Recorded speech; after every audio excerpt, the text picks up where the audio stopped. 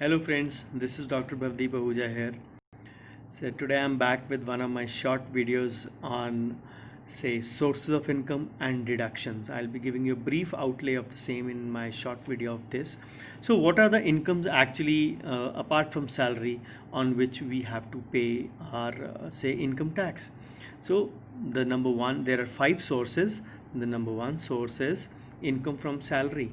So remember, whenever the word salary is used, it is interchangeable for pension in IT language. So salary, allowances, leave encashment, all the money we receive from our employer are all taxable. So then the second source of income is income from house property. So any property which may be owned or self say occupied or may be rented, if we are earning any income out of it, so we need to include that as a source of income. Then income from capital gains, any gains or loss when we sell our any capital asset.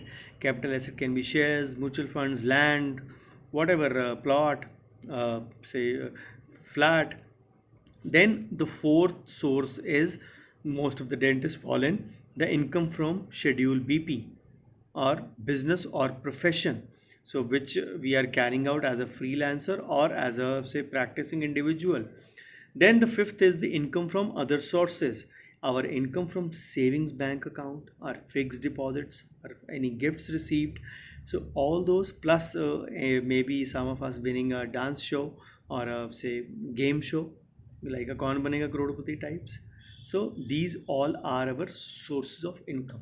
Remember, we have to add all our sources of income and calculate tax on it. So if we go that way, we'll be actually say paying up more tax. So to counter this, the government of India has come up with deductions. Not now, they have been carrying on since time immemorial. Yes, they keep on changing. But what are deductions? Deductions are basically amounts. If you invest in those schemes, they basically reduce your total tax outgo. So the bottom line formula is sum of all heads of income is equal to gross income minus deductions is equal to taxable income.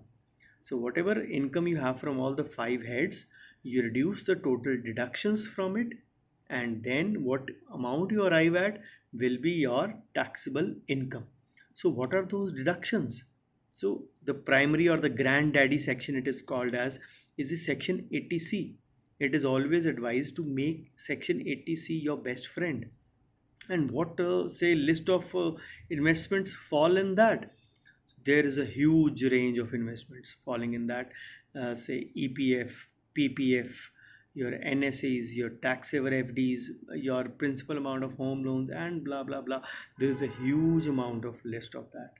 Then there are subsidiary sections: ATCCC, ATCCD1, B, ACCC, CCD. So these are actually say playing a role in reducing our total tax outgo. So in section 80C, we actually say get a deduction of 1.5 lakh. So if we just calculate it in a way, if we just calculate it in a way that how do we arrive at a figure and we say that the government is not doing anything. If we invest on section 80C, the amount we get as a tax outgo reduction is 1.5 lakhs. Then under NPS or additional say ATCCD 1B, National Pension System or National Pension Scheme, we get additional 50,000 making it 2 lakh. Then section 80D, medical insurance. If you are below 60 and your parents are above 60, you get a deduction of 25 plus 50,000 for your parents. If both of you are below 60, a rare scenario for most of us, then both of you will get 25 plus 25. If both of you are above 60, again a rare scenario, then both of you will get 50,000 plus 50,000. Most of us would fall into the scenario of that we are less than 60 and our parents are more than 60. So in that case scenario, 25 plus 50,000. Then we get, when we add our saving bank income, we get a rebate of 10,000 under section, a deduction of 10,000 under section 80 TTA. The same deduction for senior citizens is 50,000 under section 80 TTB. For salaried, they get a standard deduction which was, say, adjusted against the medical expenses and the transport allowances which was there before as 15,000 and 19,200, totaling 34,200. It was increased to 40,000 and then increased to 50,000 in budget 2019-20. So these are a few outgoes which can actually, say, make a difference. And on top of that, there is a, say, post office savings account exemption. The amount of interest you earn on your savings bank account in a post office, if it is a single account, you earn 3,500 rebate. If it is a joint account, you you get a deduction of 7,000. Remember, this deduction of 3,500 or 7,000 is over and above the 80 TTA of the saving bank account. So if you add all these deductions for a salaried, the figure would come up to 3,42,000. 1.5 ATC plus 50,000 under ATC CD1B for NPS 2 lakhs, 2.25 adding your medical insurance for your parents 2.75, then you add 50,000 for standard deduction, and then you add 7,000 for your post office.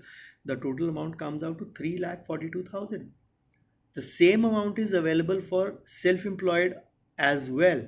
The only difference is they don't get the standard deduction.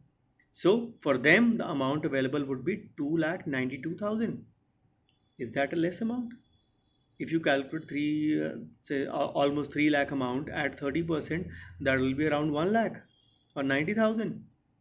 Remember, you are saving on that much amount of tax.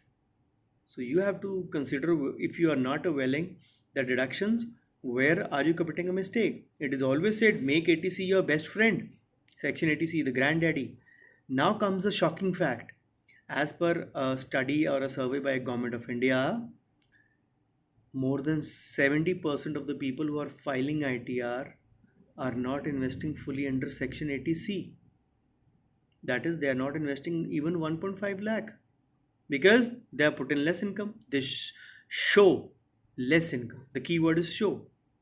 So think about it, because this goes a long way in creating a capital account.